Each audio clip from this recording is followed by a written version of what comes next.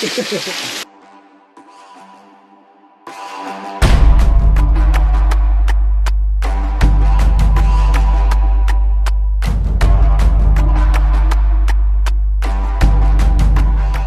now.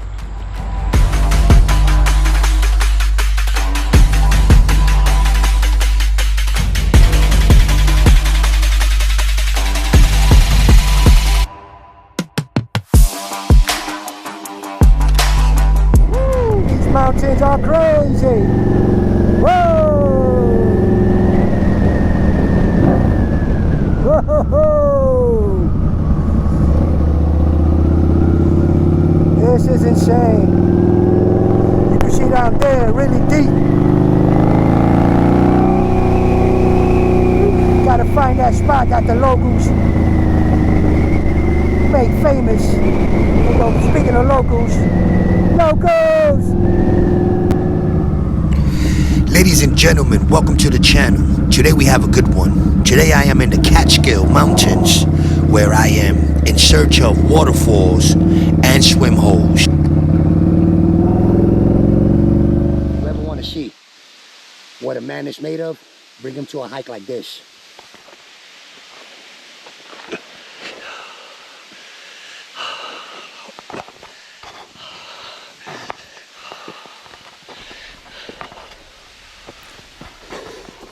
Believe it or not, the climb up the side of this mountain is the least of my worries, as I've been spotting signs that warns you of poisonous snakes in the area.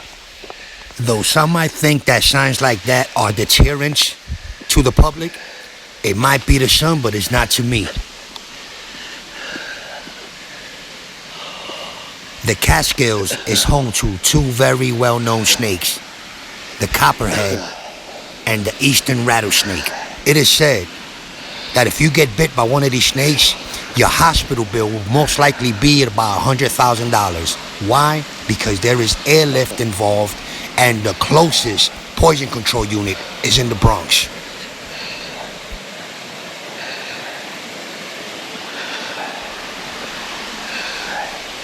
One of the first things I do, regardless of where I'm at, is I look signs for any type of predators, bears, coyotes, etc. Usually bear scat or coyote scat will let you know that there are territorial animals in the area.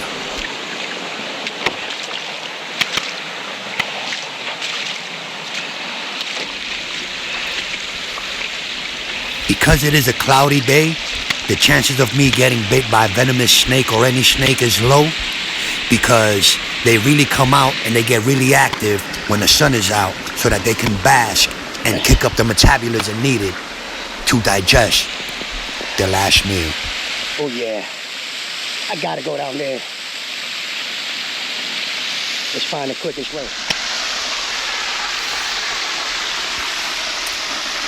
One thing about these secret waterfalls and swim holes, they are literally ice cold.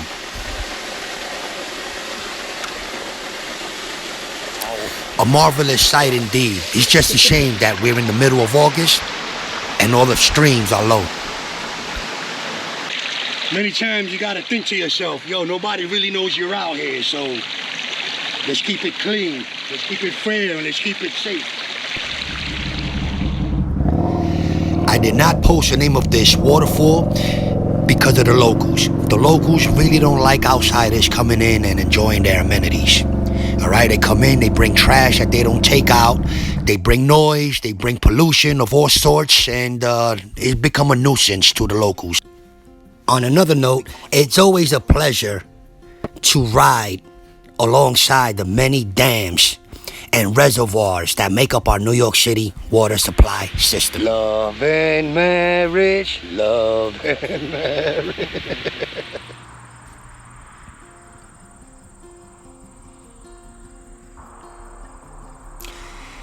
This one is a little safer. This one you can walk to literally 1/4 of a mile from the parking lot.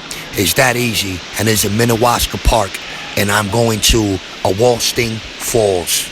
I don't know about you, but it's one hell of a ride down.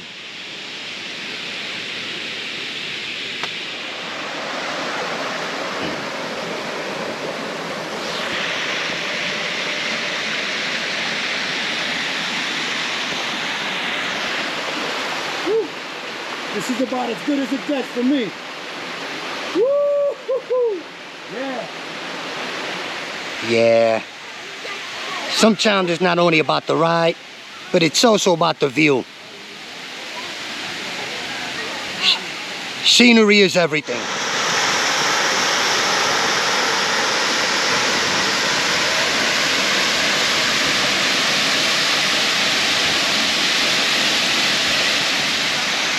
I think what captivates me more is not the waterfall, but the fact that we're looking at a piece of history over here, prehistoric history. So these are the little ridges on the rocks there, on the stone, that might have took place during the last ice age. I mean, look at this, man. This is like tens and tens of thousands of years in the making.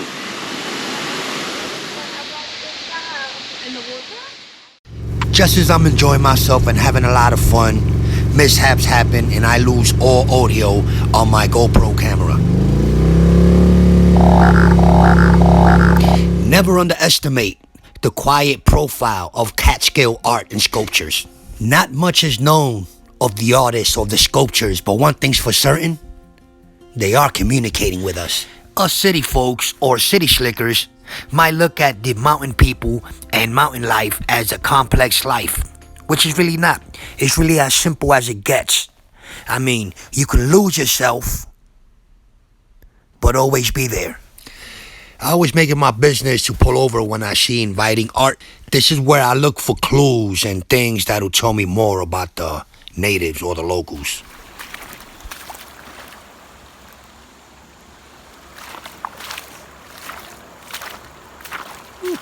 This is tough.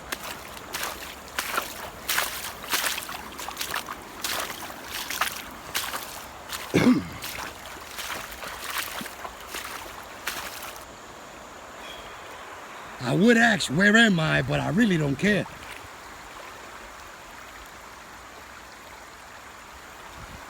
I really don't care.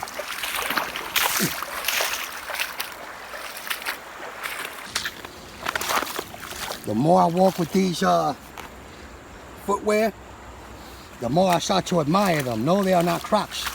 They are some heavy-duty King, and they're extremely durable in the bottom, not unlike those Crocs. Like they're basically foam. No, these got like these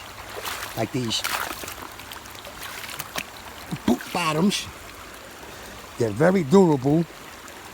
Man, and these are like making all the difference in the world.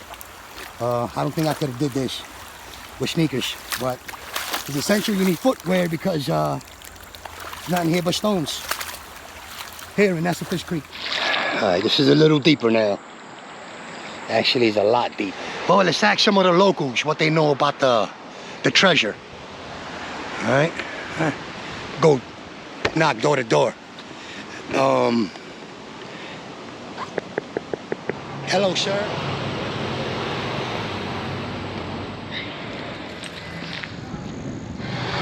Hey guys, look at this, man. Look at this. Let me tell you something about where we're at. Right now, we are in Phoenicia, New York. That's by way of the Catskills. What made Phoenicia, New York so famous is that a famous mobster by the name of the Dutchman, alright, Dutch Schultz. His name was Dutch Schultz, but they called him the Dutchman, alright? He got shot, but before he died, he buried some treasure somewhere in these mountains in property that he had here.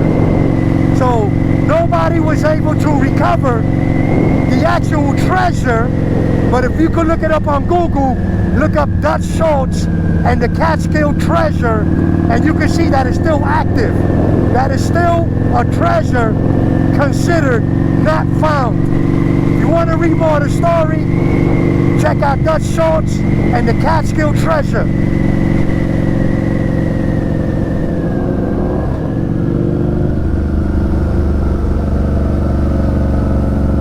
If you notice, there was little or no people at all visible in my video, and that is simply because the days of the week I choose to go and explore If you go on Saturdays and Sundays or even Fridays, those be the family days. Those are the days you want to stay away from. Those are the days where you hear the kids screaming, the parents kicking and hollering, the wives mad as hell, they want to go back to the hotel. I mean, there's a whole slew of energy going on the weekends. So what I do is I come on the weekdays. Right now, this is Tuesday. And just to prove a point, here's an undownloaded video from the last time I came up here, waterfall hunting on a Saturday.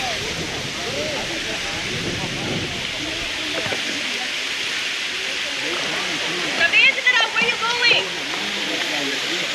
Chavez!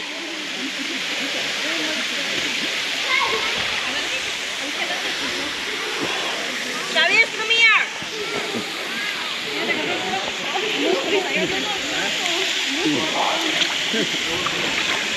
Fucking water's cold as hell. Sheesh.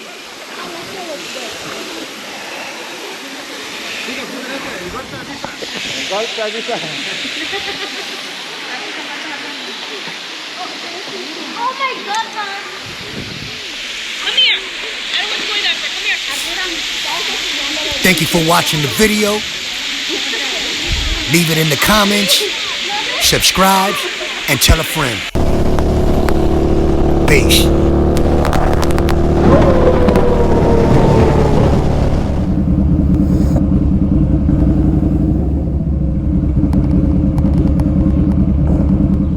Ladies and gentlemen, thank you for visiting the channel. Today we are on a quest. I'm on the hunt, ready to find the state line, the borderline of 3 states. Woo! I'm excited for this one. Come on, man, it's not every day you stand on 3 state lines, man. New York, New Jersey, and Pennsylvania. This looks like a pretty old cemetery, man. Looks like one of them landmark cemeteries that everybody in here is like 100 years old. Yeah. This location here was kind of difficult to get to. It was not an easy place to find. Yeah. I had to really put my Indiana Jones into effect and find the location. One thing I noticed off the back was that town pretty much stands in the borderline of 3 states. So you generally have 3 states of personalities forged into one big melting pot. Nice. You can tell by the edge of this wall here that this is really old.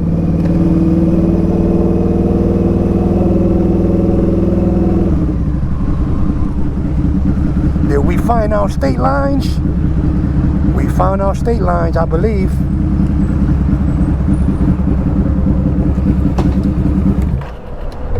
Here it is, ladies and gentlemen.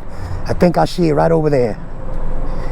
You can tell there's a lot of traffic here, but you can see here, this is New York, New Jersey, and Pennsylvania. Hold up, man, let me go chill in Jersey real quick. Who is it? You know what? Jersey's alright, but let's see the view from Pennsylvania. I am in Pennsylvania. Got good fishing going on too. The Delaware River. You know what? Let's go back to New York. There's nothing from this part right here. New York ain't about nothing. You know what? I kind of like New Jersey. I'm in Jersey. I love it.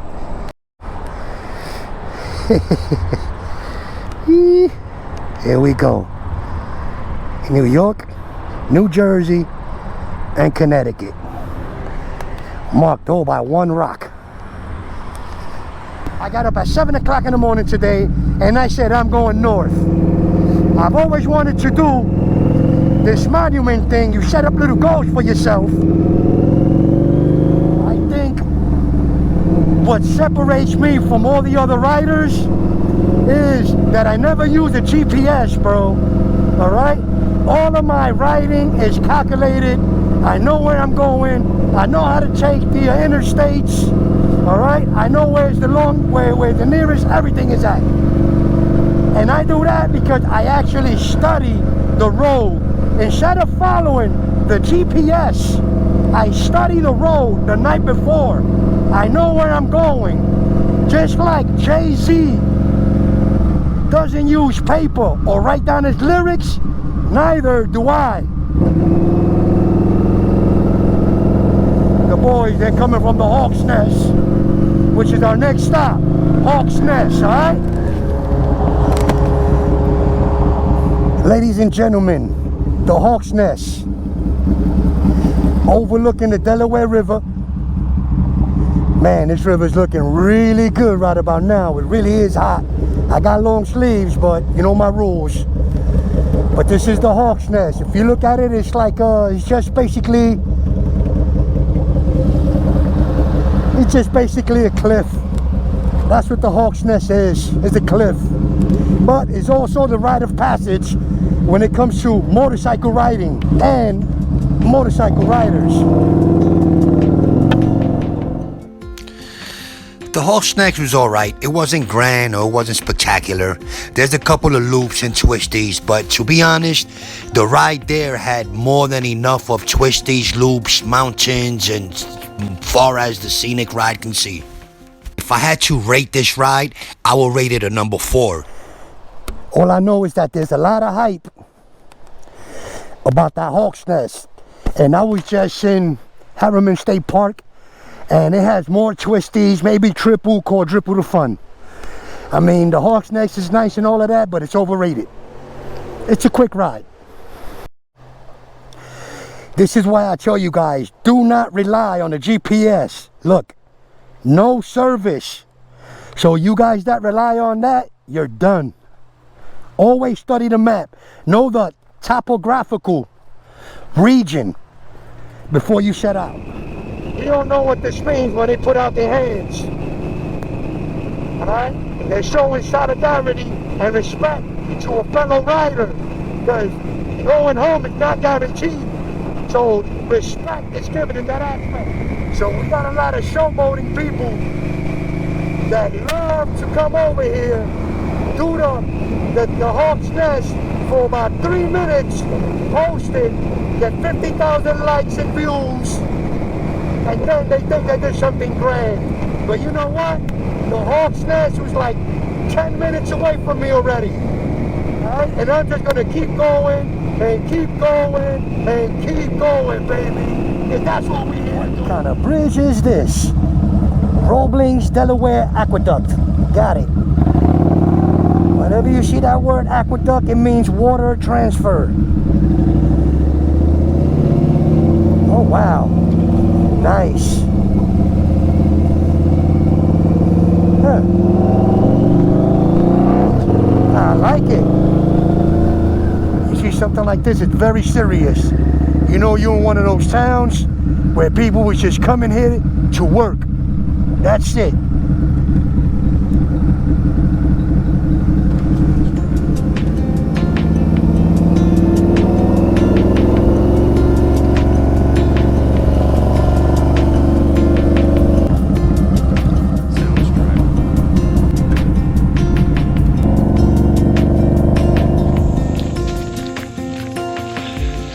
Got to go through this little natural preserve in order to get to the lighthouse.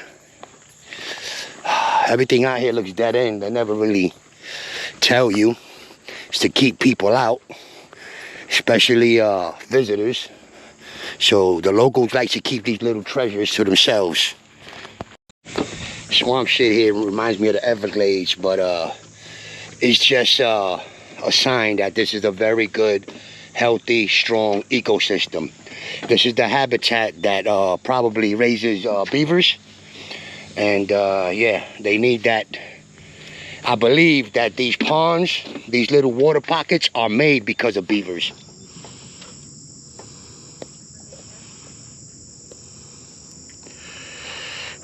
This is a lighthouse. This is, I guess, their interpretation of what the lighthouse is. By the way, you could go online and stay here for a couple of nights or whatever. Socrates Lighthouse, and it should be an Airbnb.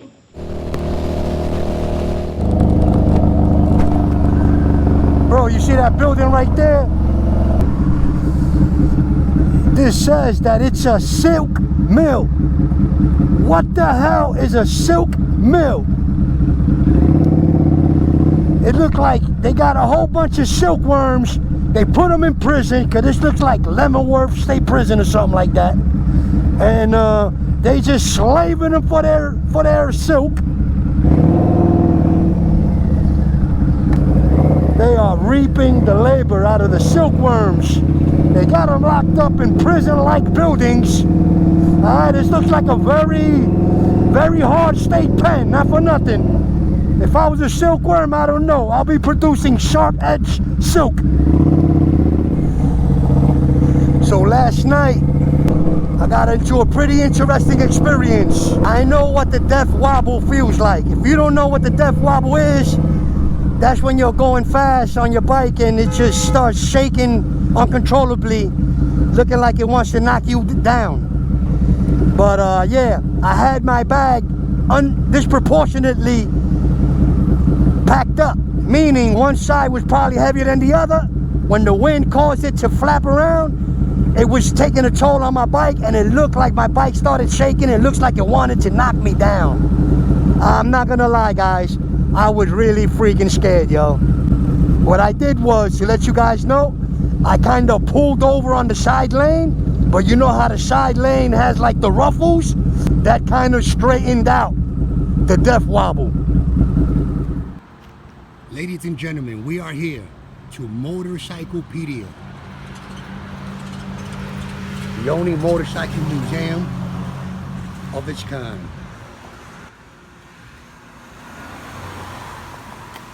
Blown away by this exhibit. I thought this was going to be really boring. I see these things on YouTube, on TV all the time, and it never really catches my attention. But to be there in person, to see the artwork, the different fields, the different culture, the different lifestyles, it lets you know, man, that you're not here alone. It lets you know that you can ride whatever you want, feel however you feel, act the way you want to act. And I mean, there's no blueprint to this, man. Everything has been drawn out so that you can fill in the colors. At first, I was not impressed with the older models because they look like the modern time e-bikes. I mean, they look like the bikes that the delivery boys deliver your Chinese food on. I mean, these are the things that are a nuisance now, especially in New York State. But nevertheless, respect set in once I started reading and researching and really getting into the culture of things. Although they have all varieties of motorcycles, the one thing that stands out the most is their extensive collection of Indian motorcycles. Why bike riders say that green is bad luck. And it's because of that. It was because if you was in the army and you was in the motorcycle platoon, that means that your lifespan was very short. If Santa was a biker. Now you had to be a boy growing up in the 70s to actually know what the green machine is, and I've never seen one in real life. Wow. There goes the green machine right there. The ones all 70s kids play with, the one the big boys are playing with now.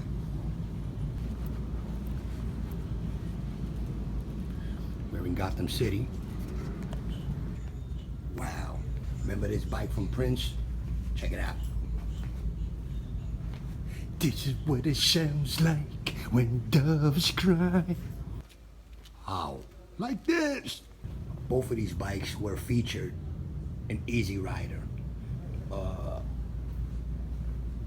Mr. Jane Fonda actually made a reference to the gas tank, that there was a shoelace inside the gas tank still. I wonder if it's still there. Most of these motorcycles here were featured in magazines like this one. This is real famous, very familiar. Definitely. Oh, look at this, a chariot bike. Nice. Wow, look at the V-twin of 1915. Wow. Here, like 1910 to 1917, the wheels on the Harley were white.